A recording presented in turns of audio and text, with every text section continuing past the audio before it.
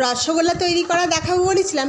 এই দেখো, ছানাটা কাটিয়ে আমি ধুতে ভুলে গিয়েছিলাম, জল ঝরিয়ে নিয়েছিলাম, তারপরে আবার ধুয়ে নিয়ে জল ঝরিয়ে নিলাম। তারপরে এই যে ছানাটাকে ভালো করে চটকে চটকে নিচ্ছি, আর ওদিকে গ্যাসে একটু জল বসিয়েছি, আর চিনি দিয়েছি, আর এলাচ দিয়ে ফুটতে দিয়েছি। এদিকে এই ছানাটাকে ভালো করে চটকে চটকে মেখে নিয়ে অনেকগুলো নকুলদানা নিয়ে নিয়েছি। গোল গোল বল তৈরি করে ছানা দিয়ে তার মধ্যে আমি 2-3টে করে নকুলদানা ভরে দিয়েছি। দিয়ে আমার রসগোল্লা মোটামুটি রেডি। এবার ওই চিনি ছড়াটাই দিয়ে দেবো, দিয়ে একটু ফুটলেই তৈরি হয়ে যাবে আমার রসগোল্লা।